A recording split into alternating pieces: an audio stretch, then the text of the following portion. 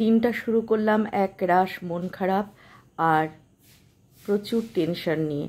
মেয়েটার খুব জ্বর, ফোন করলো, মাথা তুলতে পারছে না, অথচ আজকে সেমিনার ছিল কলেজে, তাকে কলেজে যেতেই হবে, এরকম একটা পরিস্থিতি। কিন্তু সে যাওয়ার কোনো ক্ষমতাই নেই।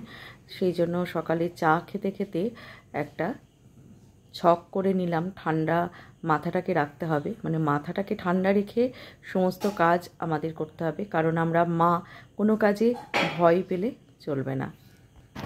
সুপ্রভাত বন্ধুরা, আজকে দিনটা শুরু করলাম একটু মন খারাপের মধ্য দিয়ে।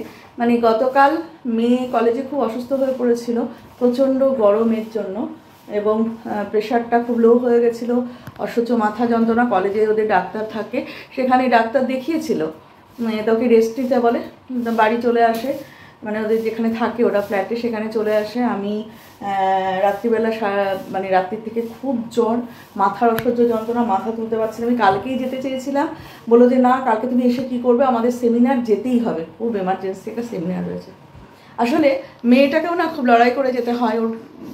ওর জানি না কেন এত, ও নিজে কালকে খুব কেঁদেছে, মা কেন আমি এত অসুস্থ হয়ে যাচ্ছি। যাই হোক, নিশ্চয়ই সব ঠিক হয়ে যাবে, যা হবে ভালোই হবে। আর আমি ওকে আনতে যাচ্ছি, ও মাথা তুলতেই পারছে না, ওকে নিয়ে আসবো কী করে, তাই গাড়ি করেই নিয়ে আসবো।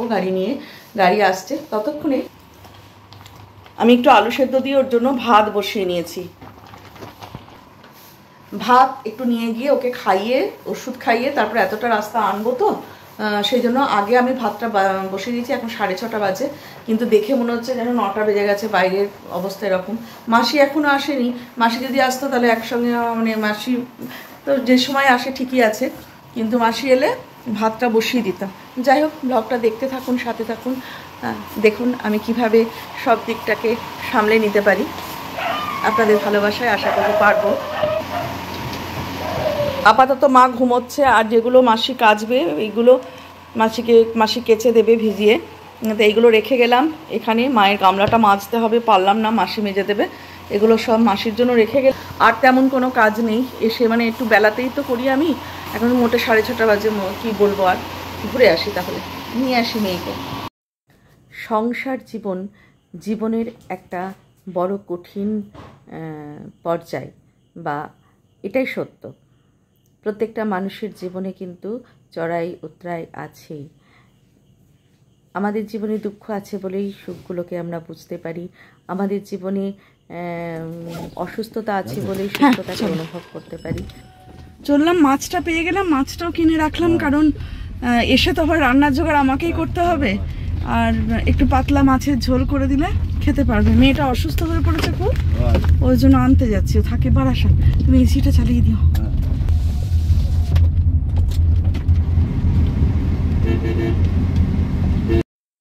সংসারে বা আমাদের পরিবারের কেউ যদি অসুস্থ হয়ে পড়ে, তাহলে আমরা খুব ভেঙে পড়ি, খুব নার্ভাস হয়ে পড়ি, কী করব ঠিক করতে পারি না। কিন্তু মাথাটাকে ঠান্ডা রাখতে হয়, একটা চিন্তা করতে হয়, যে একটা ছক করে নিতে হয়, কি হয়েছে সেটাকে ভাবতে হয়, এরপরে আমি কি করব, তাকে কিভাবে টেক কেয়ার করব, সেটাকে সবটাই ঠান্ডা মাথায় চিন্তা করে নিতে হয়। আর আমি সকালবেলা চা খেতে খেতে এমনই একটা চিন্তা করে নিয়েছিলাম, সেই জন্য আগে ভাতটা বসিয়ে দিয়েছিলাম। মেয়ের জন্য একটু ভাত নিয়ে যাব এর চিন্তা ভাবনা করে, ওকে খাইয়ে তারপর ডাক্তারের কাছে যাব। ওখানে গিয়ে কিন্তু আমি আগে ডাক্তারের অ্যাপয়েন্টমেন্ট করে ওদের ফ্ল্যাটে পৌঁছে গেছি। এবার ফ্ল্যাটে উঠে মেয়ের কাছে গেলাম, তারপরে দেখি ও একদম কাবু হয়ে গেছে, খুব কষ্ট পাচ্ছে, শুয়ে আছে সে। কি হলো বাবু? হ্যাঁ, কি গো, এসিতে তো শুয়ে আছো? যেতে যেতে ওকে ফোন করে জেনেছিলাম ভীষণ মাথা যন্ত্রণা হচ্ছে, সাথে বমি। আর এই যে মাথা যন্ত্রণায় ও একবার এদিক একবার ওদিক ছটফট করছে, কিন্তু খুব ধৈর্য শক্তি রয়েছে ওর। তারপরে আমি চলে আসলাম রান্নাঘরে। ওদের রান্নাঘরে এসে দেখছি রান্নাঘরটা অগোছালো হয়ে রয়েছে, কারণ ওরা আগের দিনকে এসিটা বসাতে এসেছিলো, কোনো কাজ করতে পারিনি। তারপর রাত্রি থেকে মেয়ের শরীর খারাপ, আর আমি রান্নার বাসন টাসনগুলো একটু পরিষ্কার করে মেজে দিলাম। আর আমি এটাই এখানে বলছিলাম যে প্রচণ্ড রোদ, 9টা বাজে, মনে হচ্ছে গা পুড়ে যাবে, এত রোদ। আর সেই জন্যই হয়তো ওদের এই 4তলাতে অসুস্থ হয়ে পড়েছিল মেয়েটা। যাই হোক, আমি একটু ভাত নিয়ে ওকে খাইয়ে দিলাম, যেটুকু পারলো খেলো, সবটা খেতে পারেইনি। জোর করেই একটু জল ঢেলে আলু সেদ্ধ দিয়ে ভাতটা খাইয়ে দিয়েছিলাম। খাইয়ে দিয়ে একটা বমির ওষুধ আর জ্বরের ওষুধ খাইয়ে, একটা অ্যান্টাসিড খাইয়ে, এগুলো যেগুলো প্রাথমিক দেওয়ার সেগুলোকে আমি দিয়েছি। দিয়ে এখন ডাক্তারের অ্যাপয়েন্টমেন্ট করে আমি এসেছিলাম, সেখান থেকে ফোন করেছে যে ডাক্তার চলে এসেছে এবং সেখানেই আমি এখন নিয়ে যাচ্ছি। কারণ বারাসাতটা তো আমার পরিচিত এলাকা না, আর আমি চাকদায় গিয়ে এখন এই রোদের মধ্যে 11:30 12টা চিন্তা করলাম বেজে যাবে। তারপর গিয়ে ডাক্তার দেখিয়ে বাড়ি আসা, বাড়িতেও আমার মা রয়েছেন অসুস্থ, মেয়েটাকে নিয়ে যাচ্ছি, বিকেলে আমার ক্লাস থাকবে।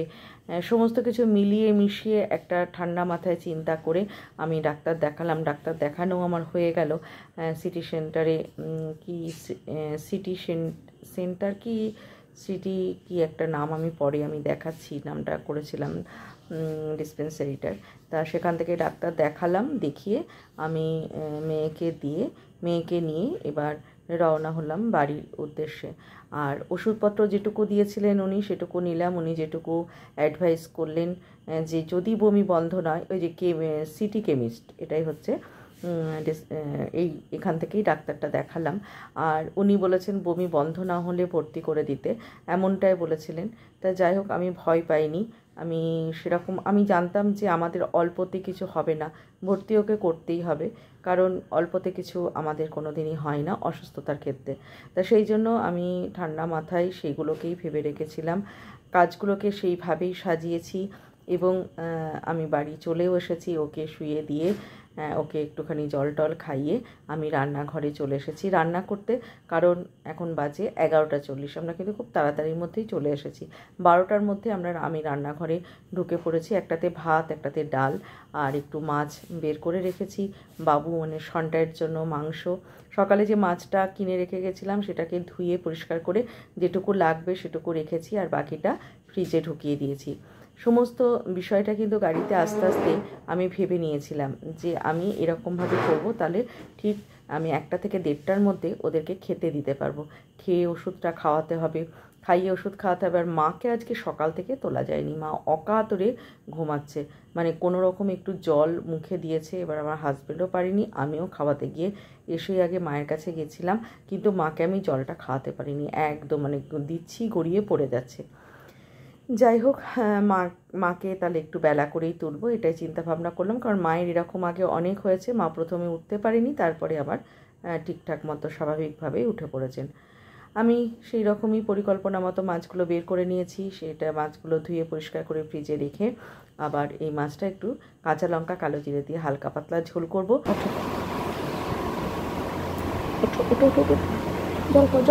জল খেয়ে স্নান করতে চলে যাও, ঠান্ডা জল তুলে দিয়েছো, ওটা গরম হয়ে যাবে, যাও একদম গাটা গরম, যাও যাও ওঠো।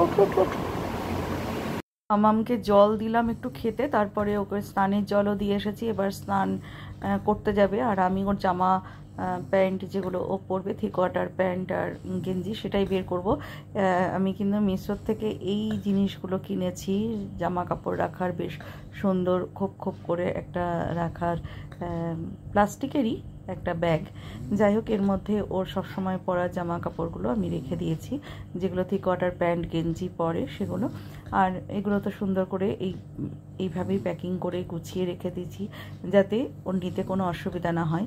ওকে জামা কাপড় দিলাম, ও একটু গন্ধ শুকলো, কারণ বেশ আমি ওখানে একটু ওডোনিলও দিয়ে রেখেছি ভেতরটা। আর ওর জামা কাপড় সবসময় কমফোর্ট দিয়ে ধুয়ে একটু আলমারির মধ্যে ভাঁজ করে দিলে সেই জামা কাপড় যদি আমরা পরি, তাহলে কিন্তু অনেকটা ভালো লাগা তৈরি হয় আমাদের মনের মধ্যে, একটা এনার্জি কিন্তু অবশ্যই আসে। যাই হোক, আমি মাছের ঝোলটা বসিয়ে দিয়েছি। আর এই মাছের ঝোলটা জ্যান্ত মাছের খুব সুন্দর হয়। মাছটা এপিট ওপিট করে ভেজে নিয়েছি, লাল করে একদমই নয়, লাল করে ভাজলে ছিবড়ে হয়ে যায়। যারা পছন্দ করেন লাল করে ভাজতে পারেন। তারপর একটু কাঁচা লঙ্কা, কালো জিরে ফোড়ন দিয়ে আর লবণ হলুদ দিয়ে জল দিয়ে দিলাম। এটাই হলো কাঁচা লঙ্কা, কালো জিরে দিয়ে মাছের ঝোল। আমার ঠাকুমা বলতেন তেল ঝোল, জলের বদলে তেলটা অনেকটা ভাজতো, মানে একটু রিচ হতো, কাঁচা লঙ্কা ঝাল হতো, লবণ চড়া, আর তেলটাও থাকতো, মানে ওইটা দিয়ে এক থালা ভাত খাওয়া যায়, এরকম ব্যাপার। আমরা এটাকে, আমার মেয়ে নাম দিয়েছে সাদা ঝোল, কারণ আমার তো তেল থাকেই না। যাই হোক, এইভাবে রান্না করলাম। আর রান্নার সাথে সাথে কিন্তু রান্নাঘরটা আমি পরিষ্কার করে নেব, কারণ পরিষ্কার থাকলে পরবর্তী কাজটা করতে আবার আমার সুবিধা হবে, তাড়াতাড়িও হবে। আর রান্নাঘর পরিষ্কার থাকলে পরের রান্নাটা করতেও মনটা ভালো লাগবে, তা না হলে না বড় মনটা বিরক্তি লাগে, মানে কেমন একটা লাগে। যাই হোক, মাছের ঝোল কিন্তু আমার কমপ্লিট হয়ে গেছে, রান্না বান্না মোটামুটি হয়ে গেছে। এবার সন্টাইটার জন্য চিকেনটা সেদ্ধ বসিয়ে দেবো। এই যে চিকেনটা আমি ইন্ডাকশানে দিয়ে দিয়েছি, আর এর মধ্যে লবণ হলুদ একটু পেঁয়াজ কেটে আর একটু আদা রসুনের পেস্ট দিয়ে ফুটিয়ে নেব এটা। আর এটা হতে হতে আমি যে কাজ করব সেটা হচ্ছে রান্নাঘরটা পরিষ্কার করে নেব। বাসন যে কটা হয়েছে, যে গ্যাসটা নোংরা হয়ে গেছে, এগুলো পরিষ্কার করব। আর এখন কিন্তু মানে 1:10 এরকম দেখতেই পেলেন। আর চিমনিটা দেখেছেন কত তেল টেল গড়িয়ে এসেছে। আগে চিমনির মতো এইবারে আমি ভুল করিনি। সবসময় যারা চিমনি দিয়ে যান বলেন কেরোসিন তেল দিয়ে পরিষ্কার করতে হয়, আমিও কেরোসিন তেল দিয়ে পরিষ্কার করতাম। আর সত্যি কথা বলতে কেরোসিন তেল বের করা, কেরোসিন তেল দিয়ে মোছা, তারপরে আবার পরিষ্কার করা একটা অনেক ঝামেলাও রয়েছে। আর সেই জন্য আমাদের চিমনিটা পরিষ্কার করা সাধারণত হয়ে ওঠে না। সেই জন্য আমি প্রথম থেকে এবার ভিম লিকুইড দিয়ে একদম রান্নার পর প্রতিদিন চিমনিটাকে পরিষ্কার করে নিচ্ছি। তার ফলে আমার চিমনিটা ঝকঝকেও থাকছে, এখনও পর্যন্ত থাকছে, আমি আশা করছি 10 বছর পরেও থাকবে। কারণ এটা যদি মেনটেন করতে পারি আমি, তাহলেই চিমনিটা নতুনের মতো থাকবে। আর যদি মেনটেন করতে না পারি, যদি আবার ফেলে রেখে দিই যে না থাক, আজকে করব না কালকে, তাহলেই কিন্তু এটা নোংরা হয়ে যাবে। তাই আমি ঠিকই করে নিয়েছি একদম, যে প্রত্যেক দিন রান্নার পর এইভাবে পরিষ্কার করব। আর কি সুন্দর পরিষ্কার হয়ে গেল দেখুন। আর ওই যে গ্লাসের যে জায়গাটা, মানে এই ওপরের যে অংশটা চকচক করছে, ওইটা পুরো গ্লাস, ওইটা আমি কিন্তু কলিং দিয়ে পরিষ্কার করেছি। প্রথমে একটু ভিম লিকুইড, হালকা পাতলা একটা সুতির কাপড় নিয়ে নিয়েছি। তারপরে এই যে তেলটা, রান্নার যে তেলটা এখানে জমা হয়েছে, এটা যদি প্রত্যেক দিন এই যে ভিম লিকুইড দিয়ে পরিষ্কার করলাম, একটুও কিন্তু তেল চিটে নেই, একটুও তেল চিটে নেই। কেন, আমাকে আমার এক বান্ধবী বলেছিল যে দেখো আমরা বাসন মাজি তেল দিয়েই তো রান্না করি, তাহলে সেটা যদি সার্ফে বা সাবানে বা ভিম লিকুইডে পরিষ্কার হয়, তাহলে চিমনি কেন হবে না? আমিও চিন্তা করে দেখলাম তাই তো, সেই জন্য এবার প্রথম থেকেই তাই করেছি। আর ওভেনটা কিন্তু খুব মানে এখনও নতুনের মতো রেখেছি, বেশ কয়েক বছর হয়ে গেল ওভেনটা আমি কিনেছি, করোনার আগে কিনেছি। এখনও কিন্তু একদম নতুনের মতো ঝকঝক করে, কারণ প্রত্যেকটা কিনারে কিনারে একদম আমি পরিষ্কার করে নেওয়ার চেষ্টা করি। সেই কারণেই কিন্তু ওভেনটা ঠিকঠাক আছে। আর জিনিসটা খুব একটা ভালো ছিল না, ওপরটা কিভাবে ওখানে উঠে গেছে সেটা আমি বলতে পারবো না। আর 3 রকমের কাপড় ব্যবহার করি আমি। প্রথমে তো হালকা একটা স্কচব্রাইট দিয়ে আমি মুছে নিয়েছি, তারপরে একটা পাতলা ন্যাকড়া দিয়ে, তারপরে হচ্ছে মানে কাপড়ের টুকরো দিয়ে, তারপরে হচ্ছে এই যে এটা হচ্ছে মাইক্রোফাইবার একটা টাওয়াল, যেটা আমি মিশো থেকে কিনেছি, এটা দিয়ে পরিষ্কার করে নিই। ব্যাস, একদম ঝকঝকে তকতকে হয়ে গেল আমার রান্নাঘর। আর রান্নাঘর পরিষ্কার থাকলে বিকেলবেলা চা করার লেথার্জিটা লাগবে না, মনে হবে কখন গিয়ে চা করব, কখন গিয়ে বাসন তুলব। আমার তো সবসময় কাজের মধ্যে ব্যস্ত থাকতে ভালোই লাগে।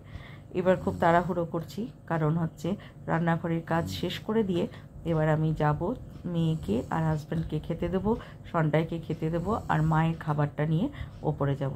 বেশ কিছু এগুলো এগিয়ে নেবো। আর রান্নাটা দেখিয়ে দিই একবার।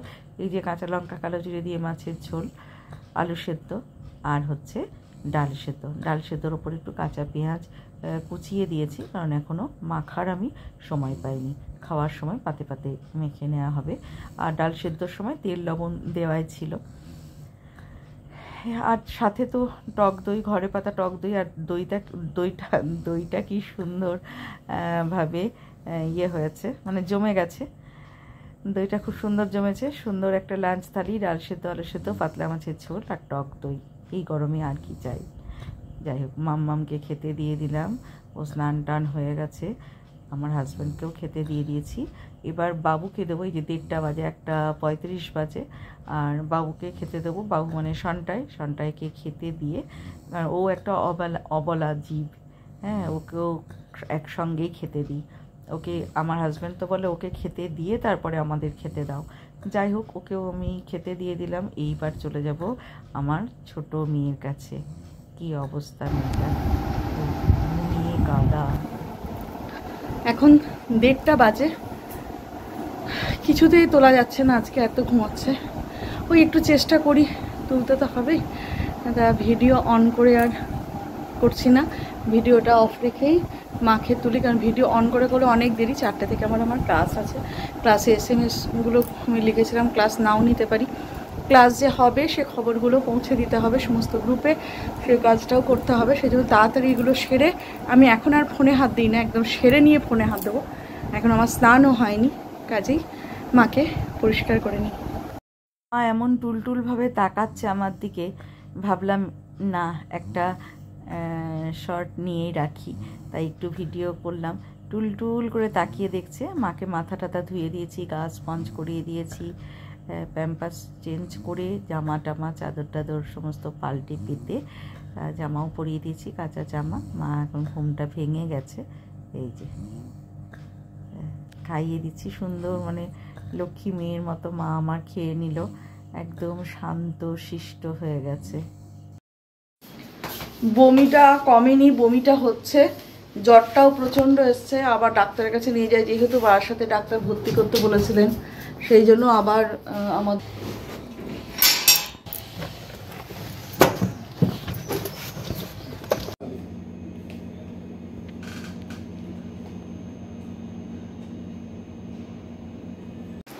ডাক্তার দেখিয়ে ঢুকলাম। বারাসাতের ডাক্তারও বলেছিলেন যে হিট স্ট্রোক হয়েছে, আমি সেটা বলিনি এতক্ষণ, মানে সেই জন্য চেপেছিলাম, ভর্তি ব্যাপার ট্যাপার ছিল। আর ইনিও বলেন হিট স্ট্রোক হয়েছে। এখন অনেকটাই জ্বর, বমি করে উঠলো, আর সনটাই বুঝতে পেরেছে ওর শরীরটা খারাপ, সে ওকে কিছুতেই ছাড়ছে না, হ্যাঁ, রিউকে আঁকড়ে ধরে আছে। এখন বাজে রাত্রি 9টা, মেয়েটাকে নিয়ে যাচ্ছি নার্সিংহোমে ভর্তি করাতে, নিশ্চয়ই সুস্থ করে বাড়ি ফিরব।